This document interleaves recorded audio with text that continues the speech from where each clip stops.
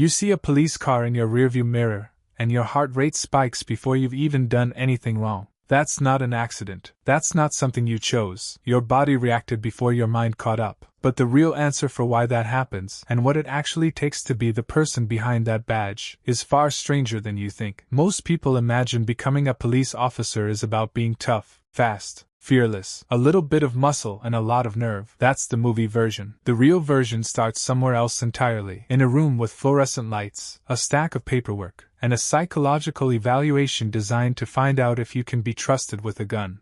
Before a single day of physical training, most candidates sit through hours of testing, cognitive tests, personality inventories, interviews with psychologists trained to spot instability under pressure. Departments reject a large share of applicants right here, before the academy even starts. Why? Because the job isn't really about strength. It's about judgment under threat. And judgment under threat turns out to be one of the hardest things a human brain can do. Here's where it gets interesting. Psychologist Elizabeth Loftus spent decades studying how memory bends under stress, and her research on eyewitness testimony revealed something unsettling. Under high adrenaline, human memory doesn't record events like a camera. It reconstructs them, filling gaps with assumption, emotion, and fear. That means an officer in a life-or-death moment isn't just fighting an opponent, they're fighting their own brain's tendency to distort what's happening in real time. This is why police academies spend so much time on something you'd never guess: breathing.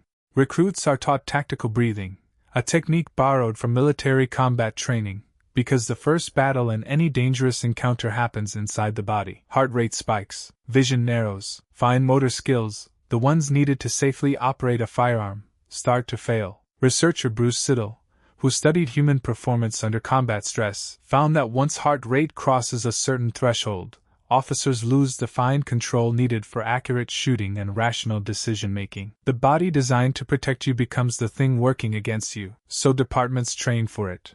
Over and over, scenario after scenario, until the panic response gets rewired into something closer to instinct. Physically, the training is brutal in a very specific way. It's not about becoming the strongest person in the room. It's about building endurance for chaos. Recruits run obstacle courses while shouting commands, drag weighted dummies while their pulse is already elevated, and practice de-escalation while someone screams in their face. The goal isn't dominance. It's staying functional when everything in your biology wants you to freeze, fight, or flee. And then there's the part almost nobody talks about: the paperwork.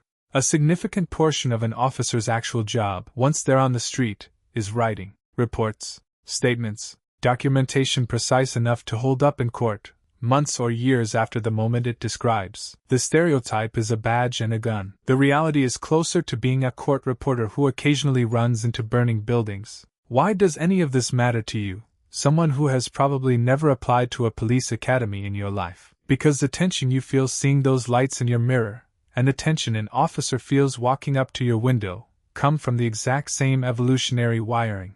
Your ancestors didn't evolve to calmly assess ambiguous threats. They evolved to react first and ask questions later, because the humans who hesitated near a predator often didn't survive long enough to pass on that hesitation. That ancient alarm system still runs in both of you during that roadside encounter. Two nervous systems, both flooded with the same ancient chemistry, trying to read each other through a car window. Psychologist Amy Cuddy's research on rapid social judgment found that humans form snap impressions of trustworthiness and competence within a fraction of a second of seeing someone's face or posture.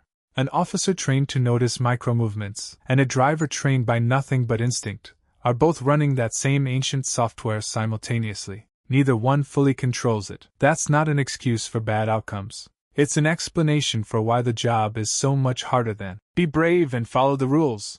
This is also why de-escalation training has become such a major focus in modern policing. It's not about looking softer on camera. It's about interrupting a biological process that, left alone, pushes both people toward confrontation. Officers are taught to lower their voice, slow their movements, widen their stance, all small signals that tell another nervous system, consciously or not, that the threat has passed.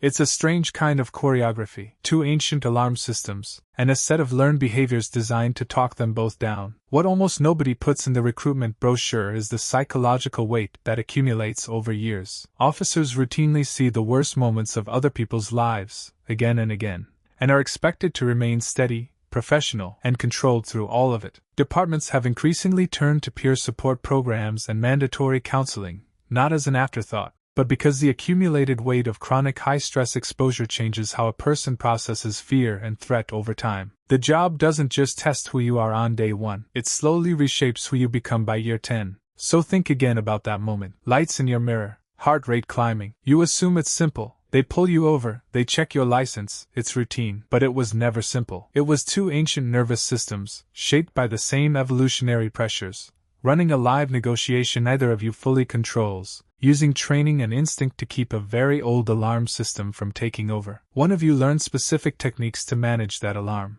The other is running on nothing but instinct alone. Next time you see those lights, you won't just feel your heart rate rise. You'll understand exactly why it does.